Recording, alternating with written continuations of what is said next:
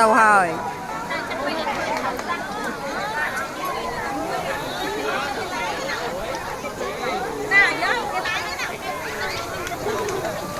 bờ mua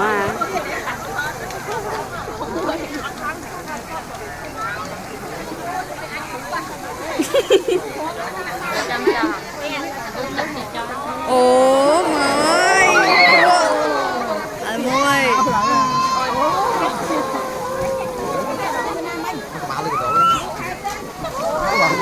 trăm năng đâu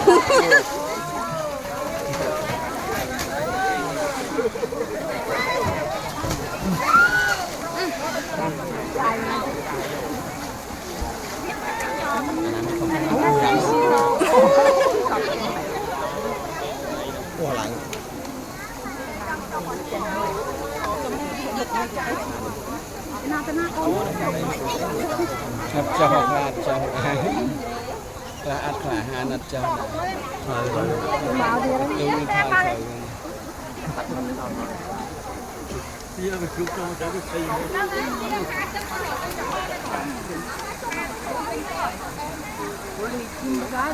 Sarah, Sarah,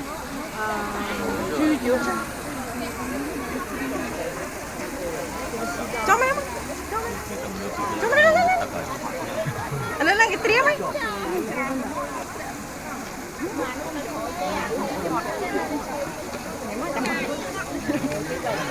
mời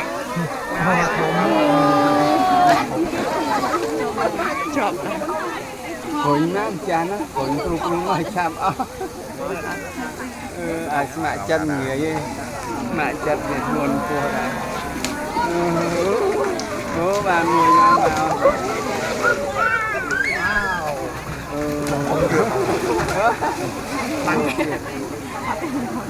rồi mà tiền chạy được bây giờ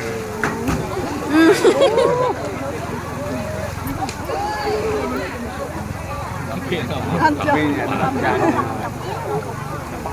chẳng từ mình ở đây có thom ba nè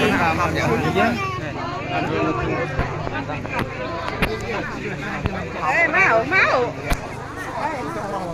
ta rồi Đây kìa.